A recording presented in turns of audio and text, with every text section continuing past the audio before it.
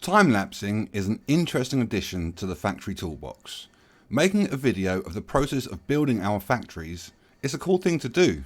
Well, it is for me at least.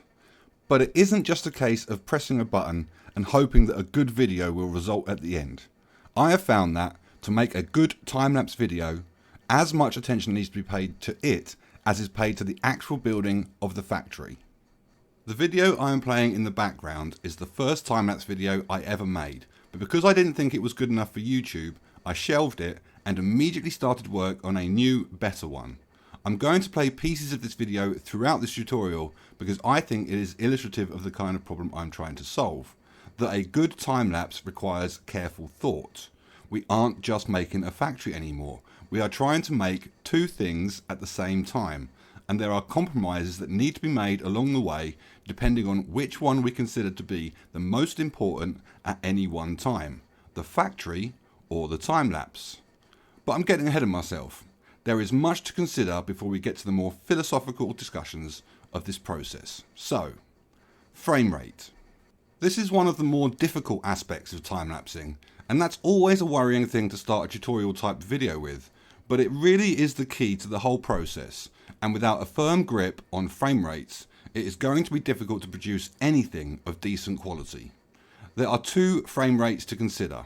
The first is the frame rate that we intend on making the final video with. This is the frame rate that people will see. I make my time-lapse videos with a frame rate of 30 frames per second, and it works well for me. The quantity and size of images is manageable, my computer is able to process them at a good rate. It works, I'm happy. Much of what I say in this video about frame rates will be based on this fact, but that absolutely does not stop you from doing something else. If you wish to do a final video frame rate of 60 frames per second, for example, then you would need to double much of the information I'm about to provide. You would need to capture twice the number of frames that I would need to capture for 30 frames a second. The second frame rate we need to consider is the rate at which we capture the images directly from Factorio. This is a bit more complicated than the first kind, and in order to get an answer, we need to consider what our ultimate ambitions are for the factory we are building. How long do we think it is going to take to build? How long do we want the final time-lapse video to last? We need to define approximately how many frames we are going to need for the final video, and then divide that number by the total amount of time we think it is going to take to build, and that will give us a rough approximation of how many frames per minute need to be captured. If you are familiar with maths, then I'm sure this makes sense, but assuming you aren't, I've made this handy little table.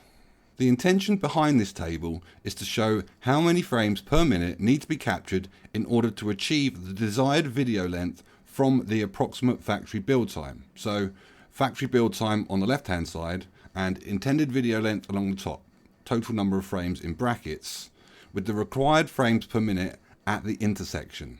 Now, for practical purposes, which I will get to later, it is tricky to use numbers which aren't whole numbers in the time-lapse mod. So for the most part, we will need to round the numbers in the table up or down. So really, all this table shows is whether you should use a value of 1, 2, 3 or 4 as the number of frames per minute that need to be captured. But it shows a bit more than that, and that is why I've shaded certain regions in colours. The red region in the bottom left represents videos which will probably be unwatchable or impossible to achieve, or both. In order to achieve videos in this region, we will be capturing so few images that the end video will be choppy and possibly unwatchable.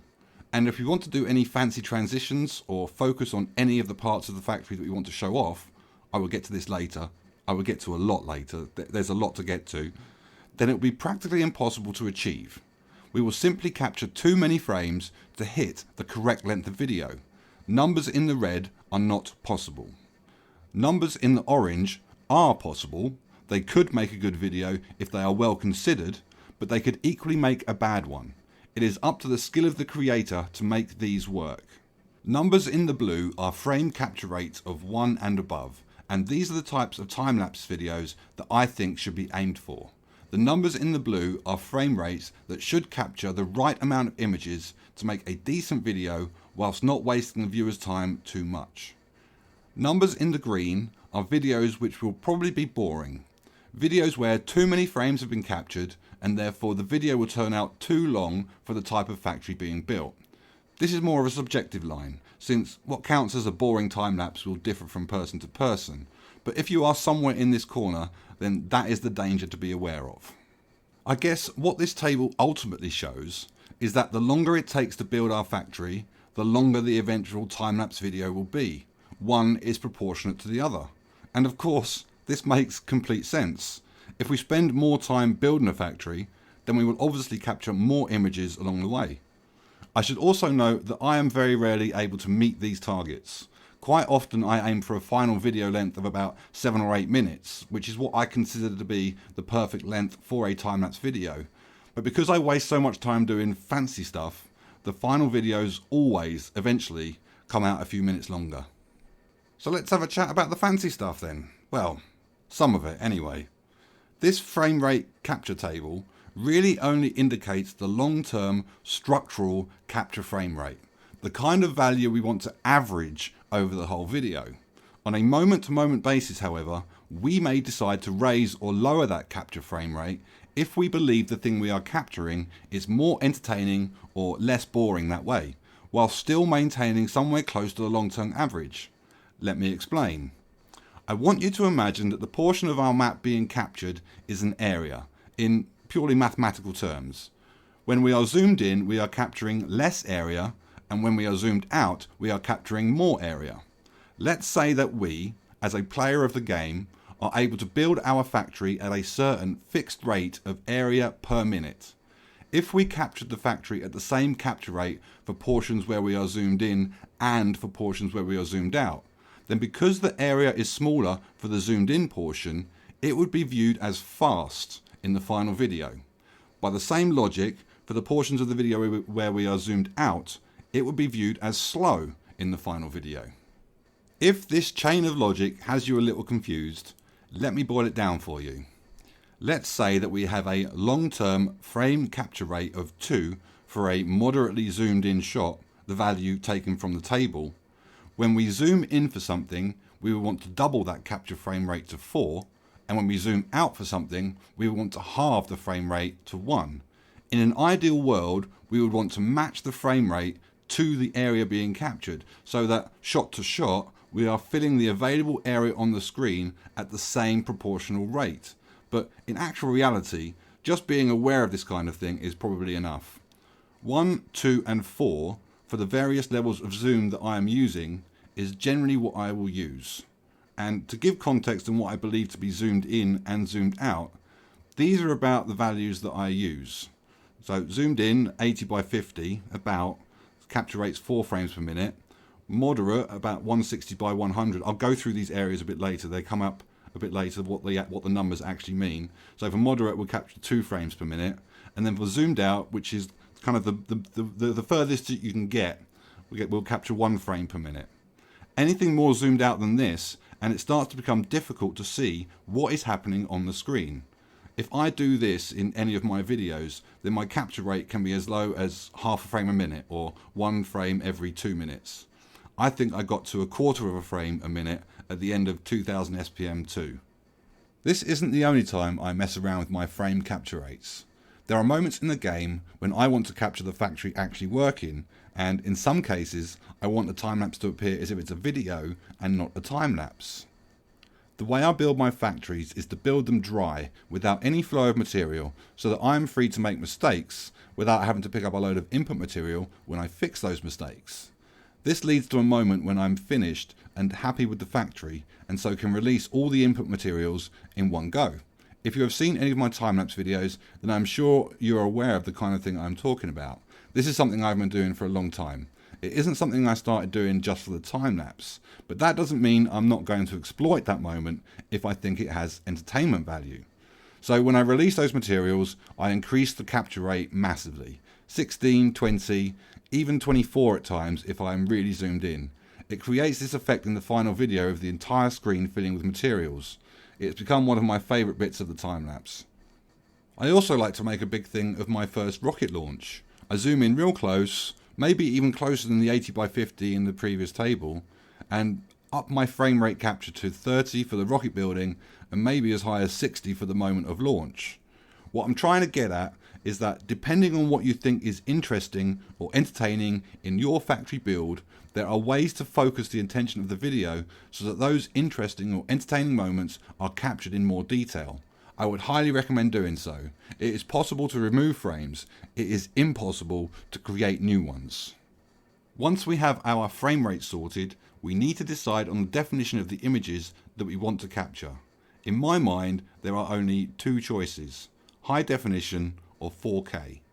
Unless you have a pretty serious rig, my recommendation would be to stick to HD. 4K is 4 times the size of HD, so it requires 4 times the processing and 4 times the RAM and 4 times the hard drive storage. It is a heavy burden. You will also likely need software that costs actual money in order to take full advantage of that 4K, and that is not going to be part of this tutorial. If you know what you are doing with 4K, then you absolutely don't need me telling you how to do it. I am an amateur in this video realm. I have done 4K twice and I don't think it is worth it. But if you want to try, then have at it. And now to the mod. The mod I use for the time-lapsing is TLBE. I've been using it for a few years now. I like it, and the developer has been incredibly receptive to new ideas. This is the mod I will cover in this tutorial. And for completeness, I do not know everything there is to know about this mod. I use the functions in it that work for me in making the things I want to make, but equally there are functions in it that I don't need to use, and so I don't know how to use them. I will cover the things I know. The first thing we want to do is to move the two TLBE time-lapse buttons into our quick bar. One of these buttons will open the menu, and we are going to be opening this menu a lot, and the other will pause the capturing, which we are going to make use of also. There are many moments during the time-lapse process where the thing we are working on is not in shot, dealing with biters, picking up inventory. There are a lot of moments where nothing new is being captured, and while we are dealing with these moments, we need to turn off the time-lapse capturing. There is nothing worse in a time-lapse video than a dead bit of time where nothing is happening, in my opinion. So pause that camera. Yes, it is still only possible to remove frames and not create new ones, but there is a careful balance to be had with how much work we want to make for ourselves. And I suppose it is definitely also worth mentioning not to forget to turn it back on again either though. Next on the list of worst things about a time-lapse video is missed shots. Welcome to time-lapsing, and welcome to worrying about filming when we don't want to and not filming when we do.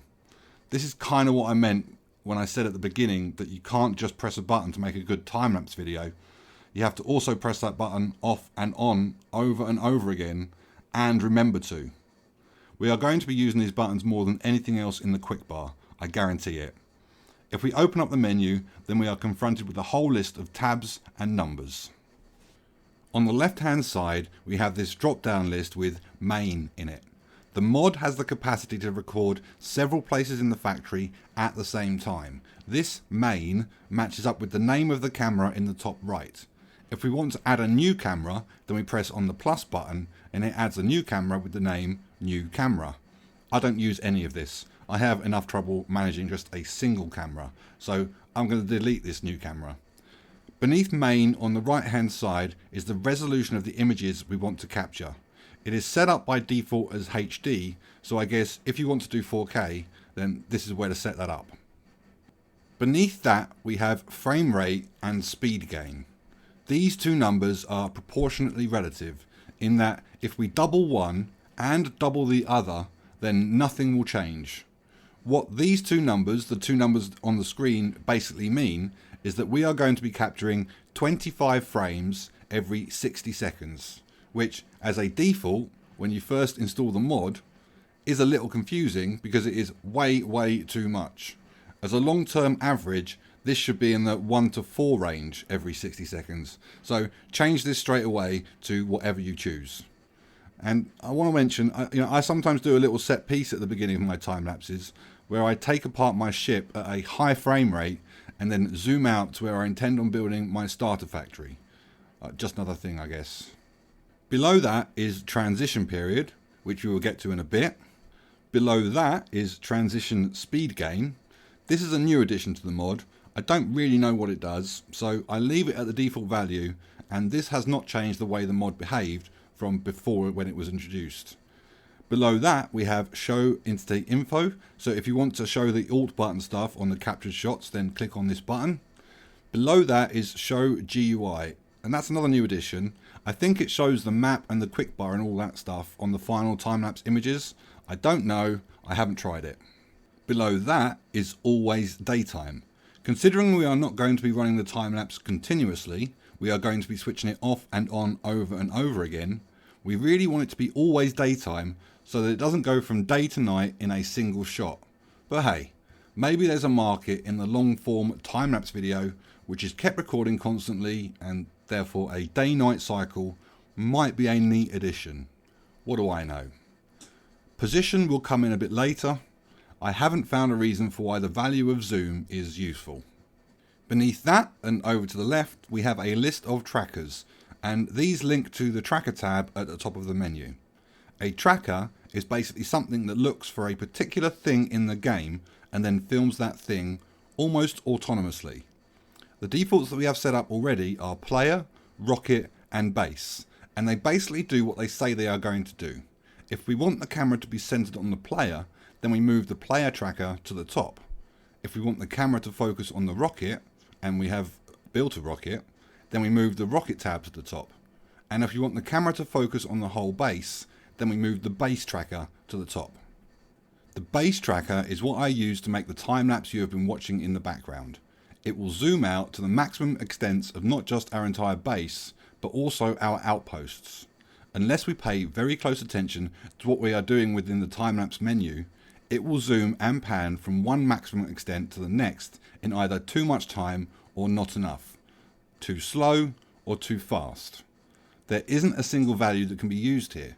We can't just put a number in a box that will create smooth zooms and pans for both big motions and small motions. Each of these need to be defined, calculated in advance for that particular action. If I was pushed into a corner, however, I would say that if you wanted to try the one push button approach of setting a single value and never having to worry about it again, the default of 1.5 would be way too low, and maybe a value of 10 would be better. But it won't be perfect, for reasons I am coming to. If we click into the tracker tab at the top of the menu, then we are shown the 3 trackers that are listed on the first page. This is where we add, edit and remove the trackers. The order in the list doesn't make any difference here. This is just a list of shots that we want set up and predefined, and then we activate these trackers in the main camera tab. These 3 default trackers are all well and good, but I don't really use them. I've already been through base, but if we set it up as player, then the mod is difficult to calibrate for the fast movements we tend to make as players. Take too few shots and the time-lapse becomes a slideshow. Set up the zoom incorrectly and run too far too fast, and the camera will lag behind, becoming a video of where we were and not where we are. It is a difficult balancing act. To give you some context, I use the player tracker to make the opening set piece where I dismantle my ship, and in general it probably takes me 10 to 15 attempts before I'm able to get a series of shots I am happy with. It's really finicky. And as for rocket, this is A, obviously quite pointless at the beginning of a factory, and B, less controllable than the 4th type of tracker, which I will go through next. We can essentially achieve the same effects of the rocket tracker with the area tracker, which is much more predictable. So what I'm going to do quickly is go back into the camera tab, remove all the default trackers that we are given, go back into the tracker tab and then remove them here too. Oh, okay. It won't remove base until we have another tracker that can be used instead. So I'm going to add a new area tracker and then remove the base one.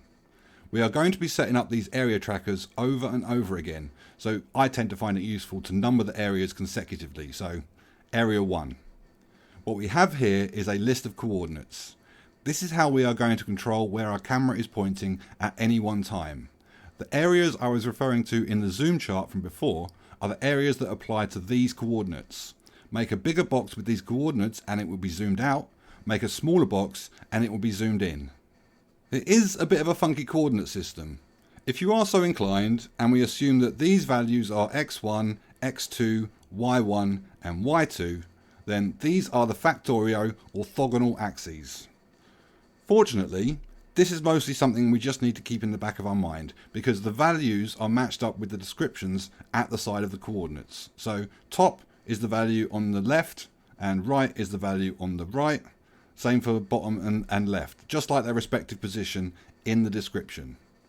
The way I get these values populated is to literally run my little guy to the top right portion of the part of the map I want to capture, press this button, and then run to the bottom left and do the same with the button below. These values give us the bounds of a box by defining the top right and bottom left values, and that is the box the camera will capture. The camera will capture everything in the box that we define. So if we put the values of a square in these coordinates, it won't capture a square, it will zoom out until the whole square that we have defined fits within the confines of the image resolution we set up in the camera tab. If we want to actually capture a square, then we would need to set the resolution to that of a square, I think. I've never tried.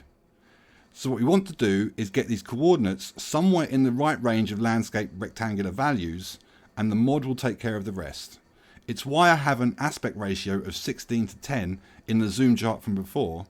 16 to 10 is a much easier calculation to perform than 16 to 9, and this is a calculation I do a lot. With the position of the camera defined, we now need to consider how we are going to move that camera.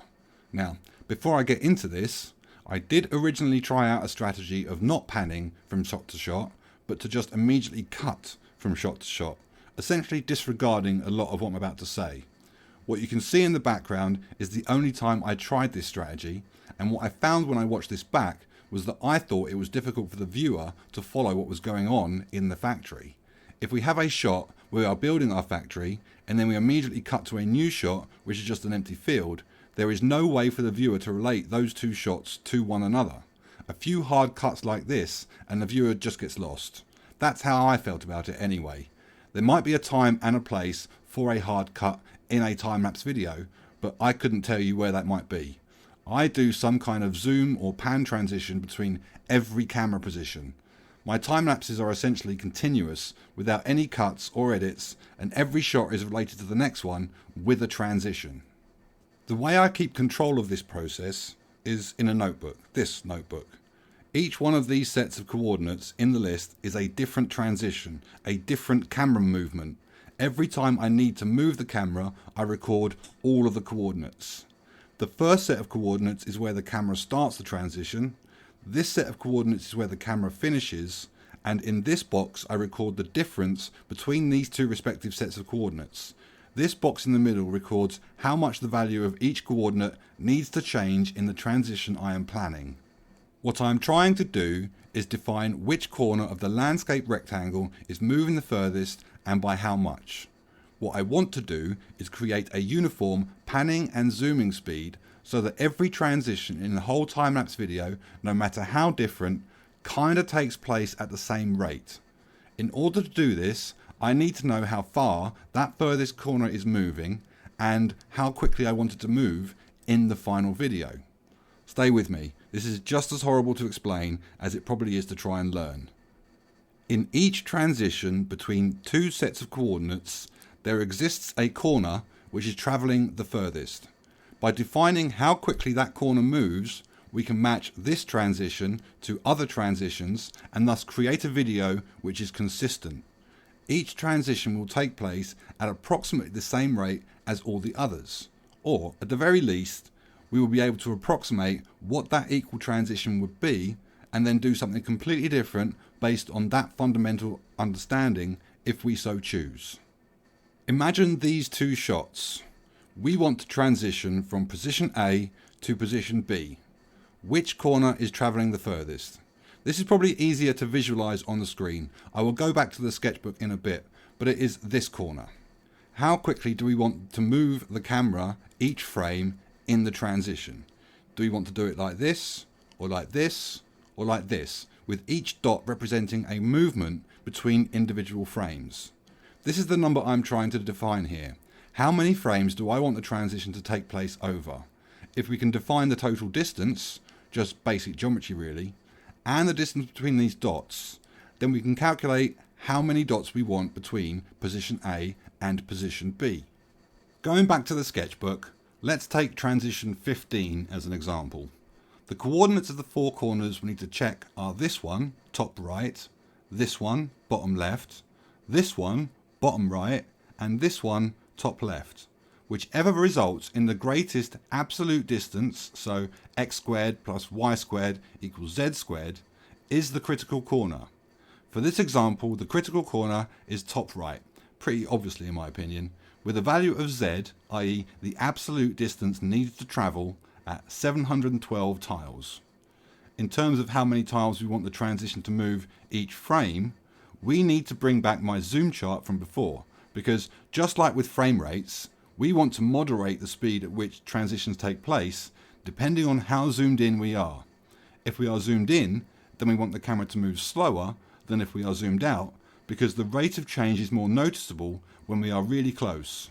As a guide, these are the kinds of values I use. If I am zoomed in, then I'll want 3 tiles per frame movement.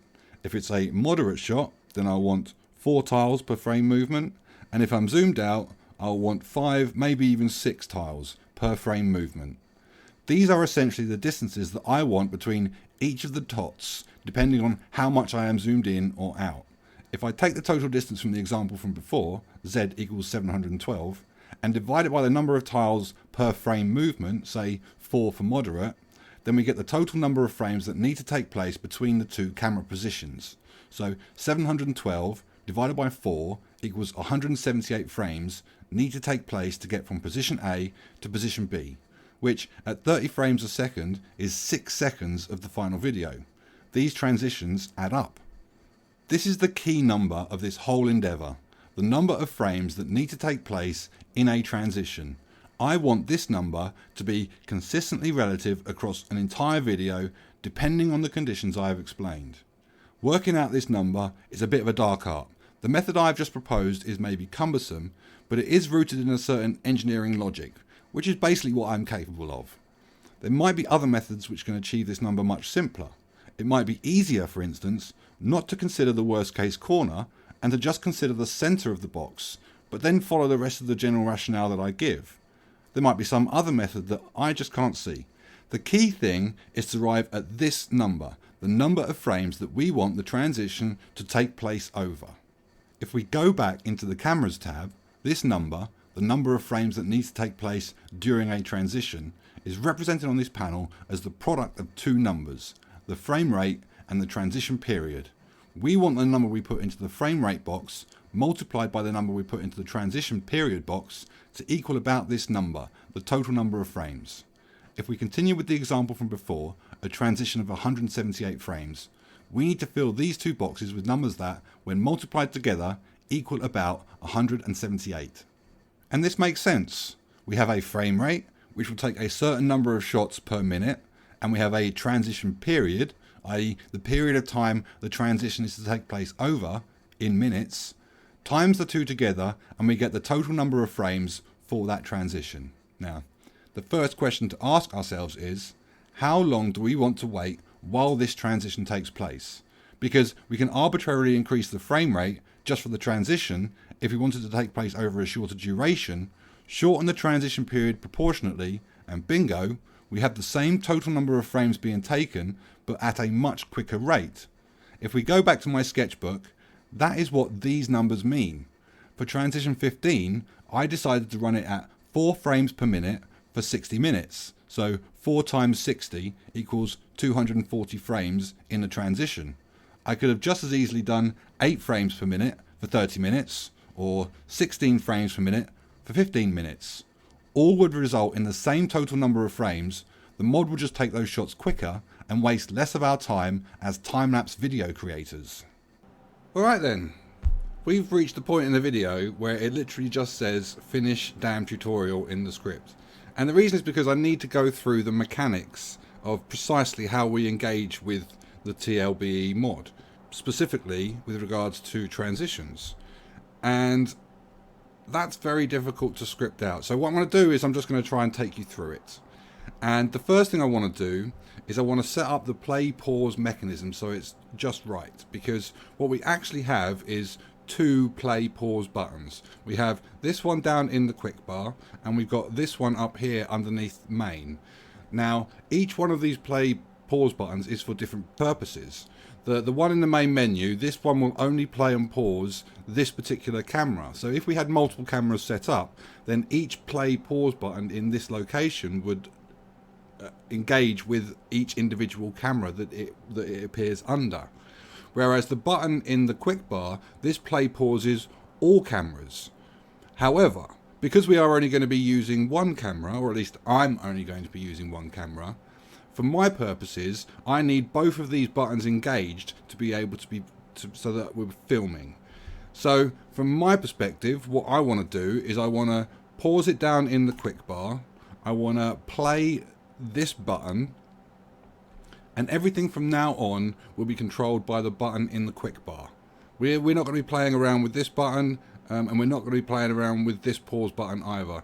We're just going to leave these alone, and we're going to control the whole process with this button down in the quick bar. And from this point, I want to take you directly through the transition that we've been going through, that transition number 15. Now, note that that notebook page, that's from my Factorio map. So I'm going to open up that Factorio map so that when I recreate that pan, zoom, motion, whatever it is, we have at least got something to look at. That's the plan.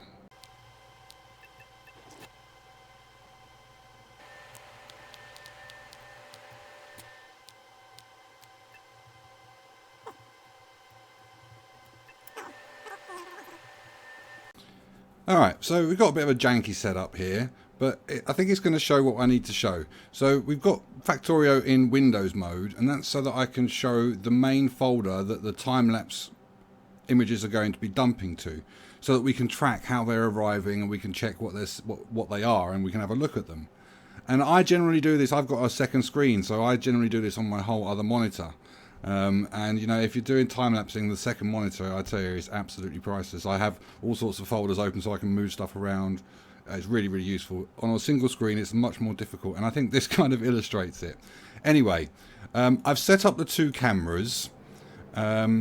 These are the same two cameras that I've got in that transition, and what I want to do is I want to just immediately, I need to take a single shot so that we can set the stage. You know, obviously from the time-lapse mod's perspective, the camera's probably somewhere else at this point in time. So we need to get a time-lapse shot, and that will kind of create the boundary, the starting point that everything will build from. So let's just do that quickly. I'm going to turn off these. 15, 8, 6. There we go. Let's see where we are. Okay, there we are. And what I need to do is I need to move the camera from this area 15 to area 16 with the settings that we talked about. So I'm not going to do 4x60. I think that'll probably be a little bit slow. So I'm going to do 8x30. So we've already got 8 set up. Let's put 30 in here. That will recreate the conditions that the same sort of speed that will arrive. So we can have a look at it at the end. And what we need to make sure of is that this smooth camera movement button is ticked for both cameras, I think. I don't know whether it's for both cameras or for just the one you're leaving from.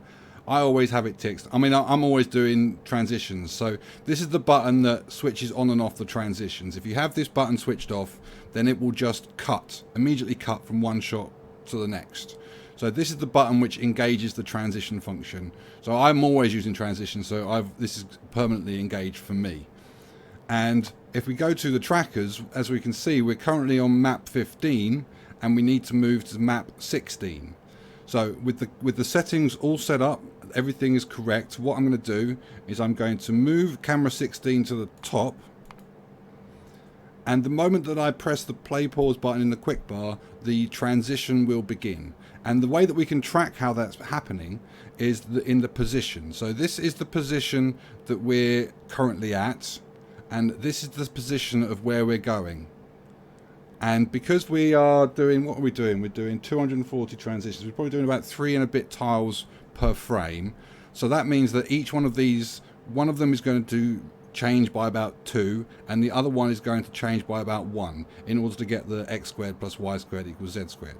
And those are going to change and arrive at this center point. That's the new center point. This is our current center point. And that's how we can track how it's moving. And we can also, if we make a mistake, this is a good place to pick it up on.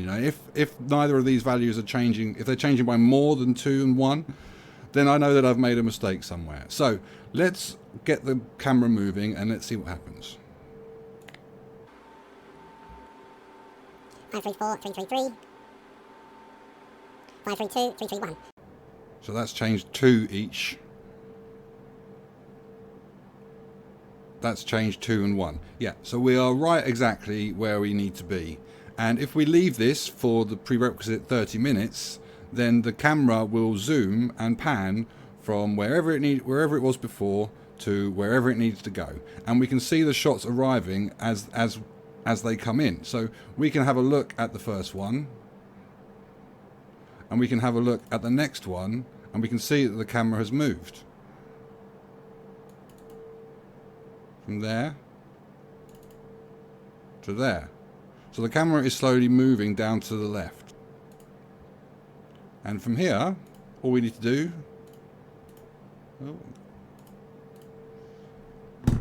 is wait for this value, this position value, to equal this new center value. That's how we set up a transition. That's the mechanics of it. Hopefully I've covered that. So this is the actual transition that I'll be using in the final time-lapse video when the factory is finished, or at least the geometry of it anyway. And in mechanical terms, it is pretty straightforward. I start at position A and I move the camera to position B using the method I've been through in this video. And if you are just starting out, then this is the kind of transition to practice. Save the game, run a transition, compile the footage, view that footage back, make changes and go again. Maybe play around with some of the figures and strategies that I have suggested and see what works for you. But once you have done that and have got to grips with that fundamental mechanic, there are further places this can go. I came up with some alternatives to what can be done with transition 15. Here is alternative 1.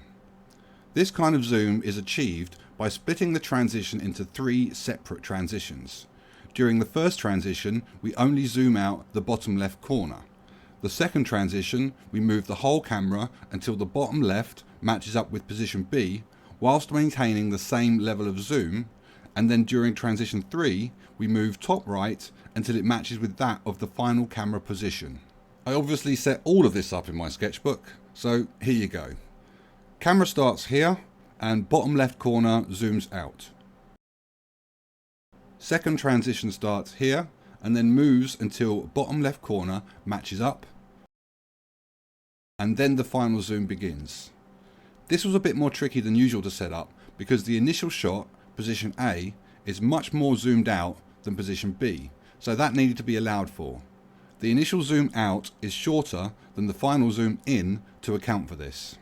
Alternative 2 is basically the same, except we forego the original zoom out and therefore reduce the number of transitions to just 2. We immediately skip to just moving the camera, which we do until the bottom left corner matches up, just like in the previous alternative, and then zoom in by changing the top right values. Alternative 3 is the same, but instead of only moving out the bottom left corner, we are now zooming out the entire shot. Both bottom left and top right corners are moving out the same amount as can be seen in the book.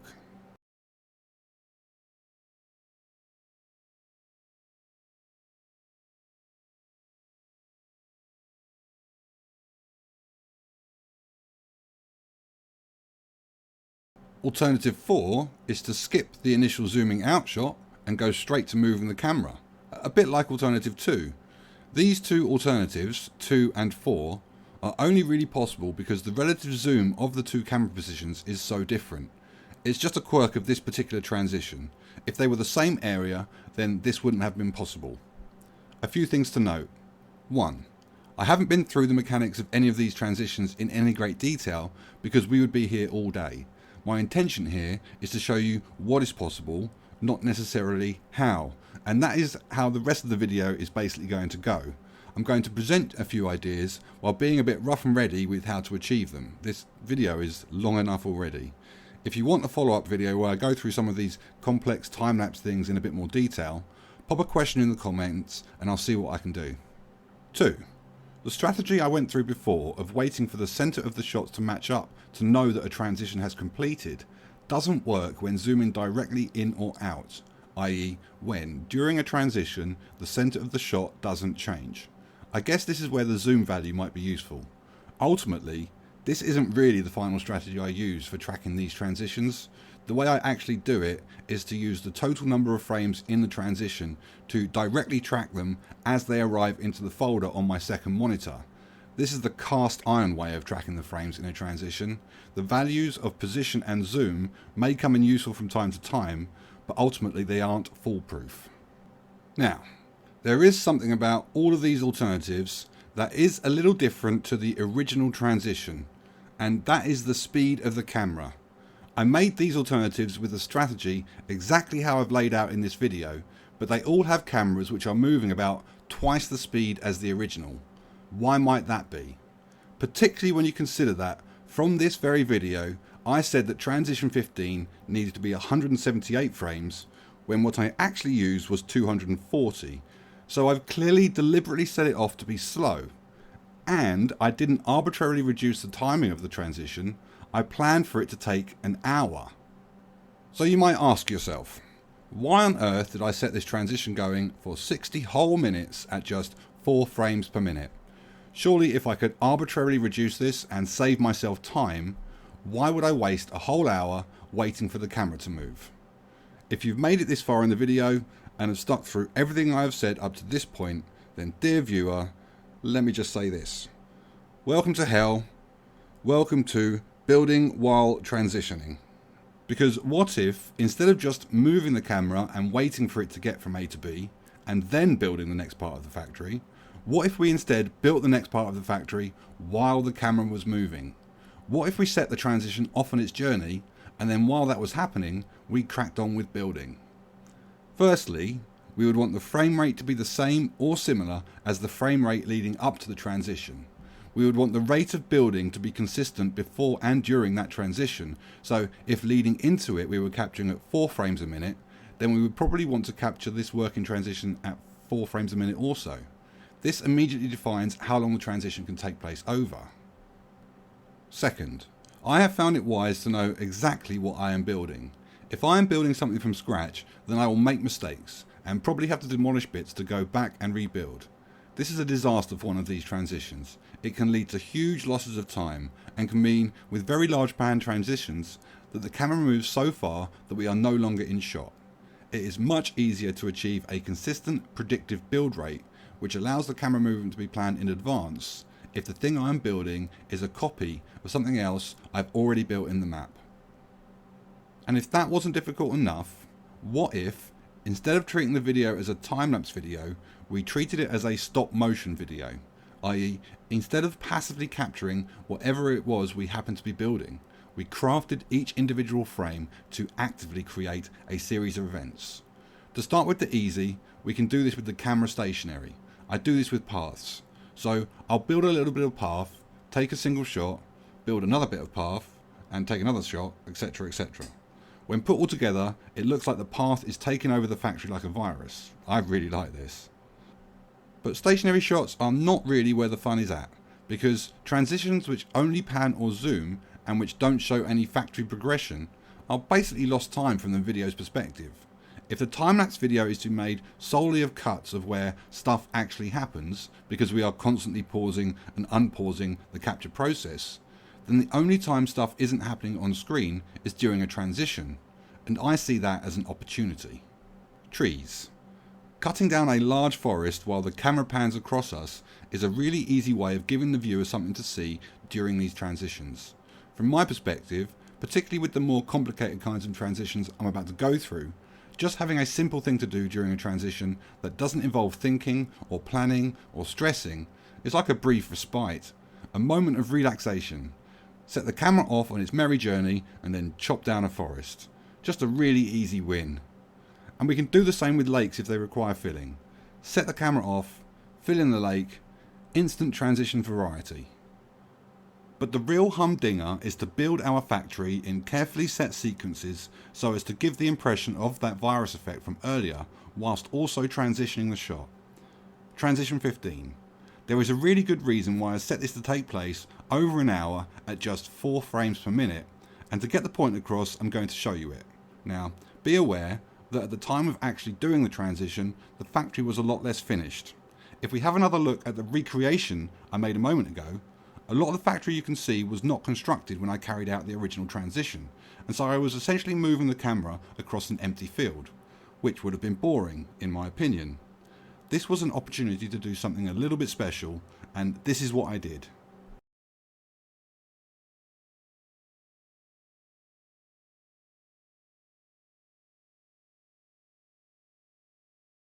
That 8-second sequence took about 3 hours to make. Let's have a look at another one. This is from my Racetrack 2 time-lapse. This shot, a much longer one, took about 12 hours to make. Look, these kinds of shots, they take an absolute age to complete. I'm not telling you how long it took me to boast. I'm telling you because, you know, if you want to take it on yourself, this is the sort of amount of time it would take if you wanted to do it. They are big effort set pieces. I don't do them very often, but sprinkled through the video, they give a certain quality, and that quality I really like. They're a complete pain in the arse, but once they're done, they can be enjoyed infinitely. And to be honest, that's kind of how I view all of this. I don't mind spending the time on this time-lapsing stuff because I know I'm going to watch these things dozens of times. If I scrimp on any parts of the video because I couldn't be bothered, that is really going to annoy me when I watch them back in the future. So if I have an idea for something, I do it, regardless of how long it takes. And that, dear viewer, is basically every single trick that I have in the book when it comes to time-lapsing. I've tried out a lot of things over the years. 10 time-lapse videos, that's a lot of material to review and try and improve upon. The series of strategies I have presented in this video are what I have found to work best. From here, I'm just going to give a quick lowdown on how I compile the videos, just for completeness sake. For me, there's 2 stages to the process.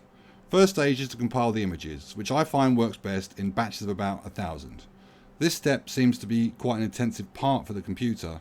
This might just be a legacy of me doing 4K. Anyway, I use the standard Photos program that comes shipped with Windows to compile the images in these 1,000 bundles, just over 30 seconds of footage.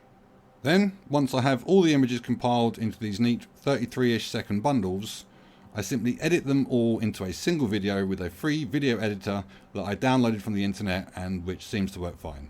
The one I use is OpenShot, but I know that there are a lot of these free editing programs out there, so feel free to use whatever works for you. This part is easy.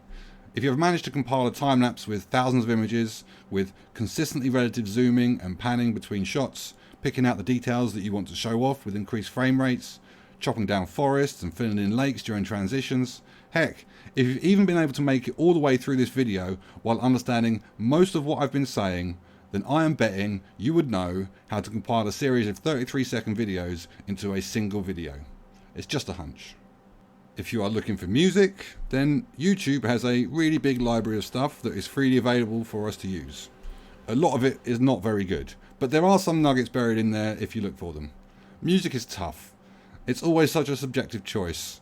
My advice would be to try and find something that won't make people switch off, rather than to find something that you particularly like. Think elevator music. And with that, we are done. Done diddly undone. Let me feast upon your glorious creations.